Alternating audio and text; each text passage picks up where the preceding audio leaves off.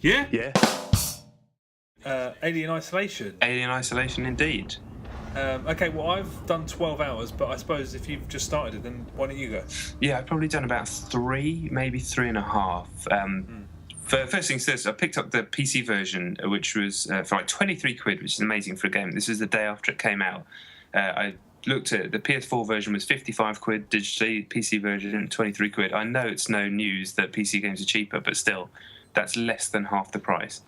That's a joke. And even if I was buying it directly through Steam, it was only like 30 quid. So, something needs to be done. I know there's reasons why they're more expensive, but that is a joke. And another shout out, like, I have a lot of problems with games that I've played on this PC since I bought it. Almost every game that I've played, I've had to sit in menus trying to work out which tiny little thing to turn off to make the game run right. This straight in, high settings, ultra, everything turned up to max like it defaulted, just runs smooth as shit. So well done, Creative Assembly, on, for me anyway, making finally a game that just ran like it was on a console.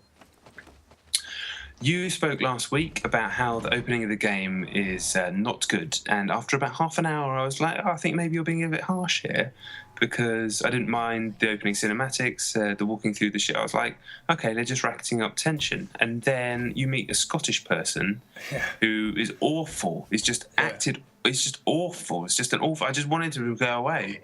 It's awful, crap dialogue, really bad jokes. His accent didn't sound right. It's just like, you're ruining it. You're really ruining the game. And I was just, and from when he turns up until basically where I am now, which is almost like 90 minutes to an hour's worth to 2 hours worth of game, it's just crap.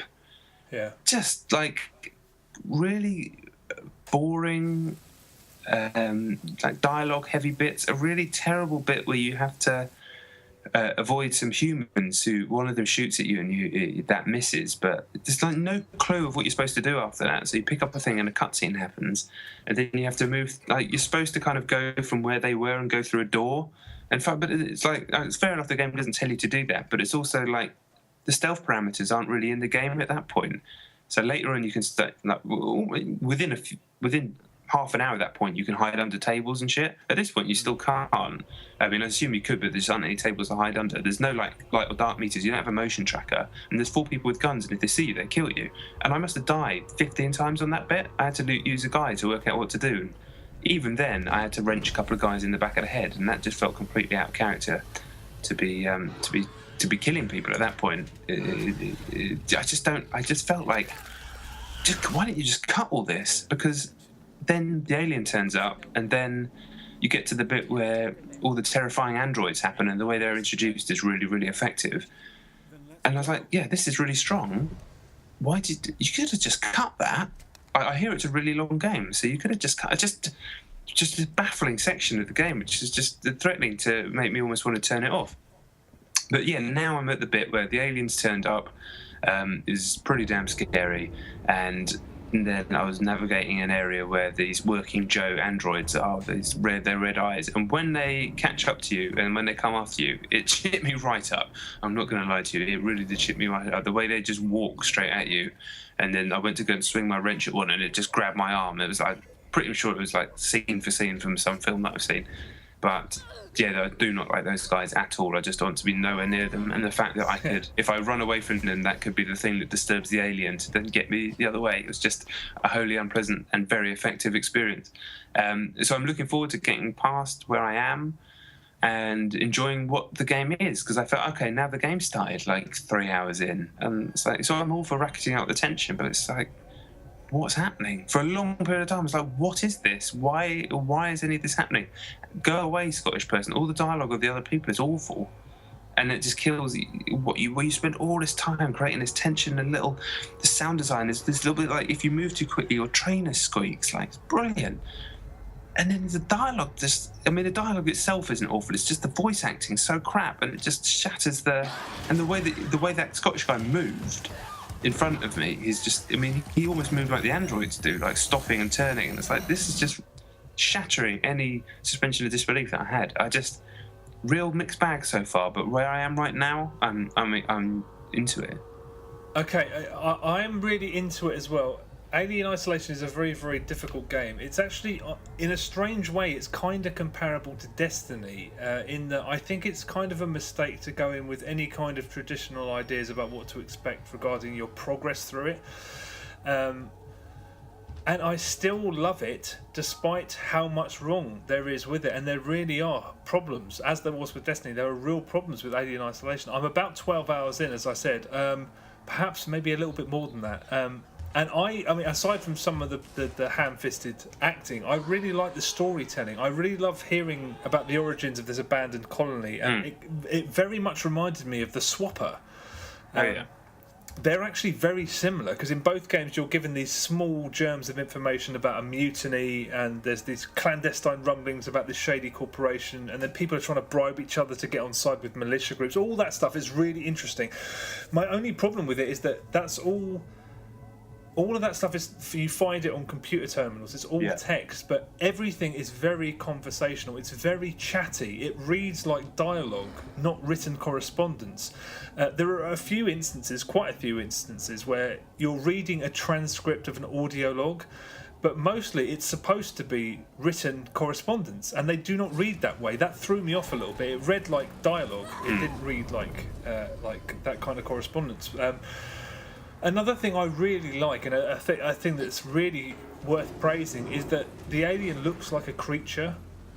One of the funniest things about Colonial Marines is that the aliens look like men in suits, which was a completely bizarre situation. Although probably, when you break it down, very similar to how the film, because the alien in the movies was a man in a suit because they didn't have the resources, and similarly, I guess they didn't have the budget for the game to create anything that didn't move like a human. Also, I have to. Are you playing? Oh, you're playing on PC, aren't you? Yeah. I have to big up the head tracking on Kinect again. If you're playing on Xbox One, I've been playing this really late at night, and I'd be in a locker, for example, and the first time this happened, I wasn't sure what the zoom button was, and I was in the locker. The alien was walking around, and I didn't want to accidentally jump out of the locker because I'd forgotten what the button was. So I peered forward to see if I could see it any clearer, and the perspective shifted exactly along with me. And I heard something, let back, and again, it works so well. Connect with this game. I'm so glad I'm playing on Xbox One. I've heard the really cool feature on PS4 is that all of the motion sensor beeps come out of the pad, which is really neat as well. So I mean, I think they're having not played that version, I'd plump with the Connect, but they both sound really cool. Similarly with Destiny, I can understand how some people may not like it, because it's people's expectation. It's not tied to kind of traditional sort of beacons of progression, if you like, because hiding and waiting often is the game for long periods, and that my relationship with it is very much a love-hate one at the moment, because at around the 7-hour mark, about 7 hours in, I had 2 of the best hours gaming I've had all year, bar none, sneaking around, outsmarting the alien. And I've heard a couple of complaints that the game feels like it's not directed. It's so crafted. That sequence that I did, I was manoeuvring around a circular a load of rooms, and the alien was I was basically ducking and diving, and we were circling around each other, and I was moving in and out of cover and stuff like that. It was so crafted. It was so directed, and it was so exciting to realise that you had no choice but to outsmart it, and that's another reason why it feels like such an authentic Alien game, because in all of the films, almost everybody thought that they could kill this thing, apart from the smartest person in the room, who was always Ripley. But I did that 2-hour section, and I almost tweeted something really prickish. I was going to say something like, isolation cannot be disliked, it can only be misunderstood. Like a right cunt.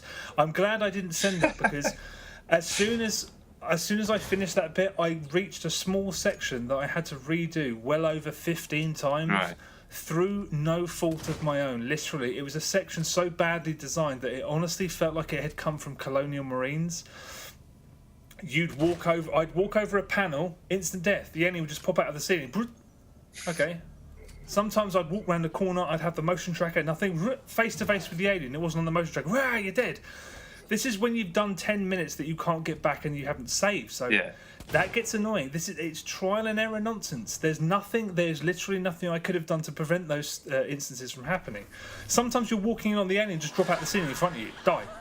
Well, give me, those situations are indefensible because all you're doing is forcing me to go back, and you're penalising me for literally doing something that I could not have helped. Also, I don't know how this is on all the other formats, but on Xbox One, you press A to jump in lockers, and it's unbelievably unresponsive. You need to hold it down, but if you tap it, and then I sometimes think they've done it on purpose, because sometimes the prompt doesn't even come up, and you're hammering the A button, and then you have to hold it for slightly longer, because footsteps are coming after you, and you're more on edge. But it's really frustrating because you can't just do what you're trying to do.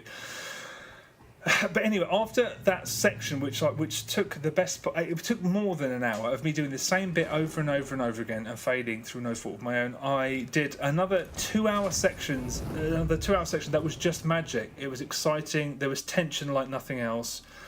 It was 2 hours of the best gaming I've done in the whole of this year. And it was followed again by a short section that I did again and again and again for an hour, because I kept being stitched up by something that I could not have prevented. My heart wants to call this game a masterpiece non-stop, but my head just can't believe the stupidity of some of the design. It is imperfect as an understatement. The terrible sketchiness of some of it is a small price to pay, I think, for the uncompromising brilliance of the rest of it, but I'm going to reserve judgment for the moment. But at this point, it is a brilliant game with some inexplicable and indefensible kinks in it that I don't know. It's a fantastic game that has some appalling things in it.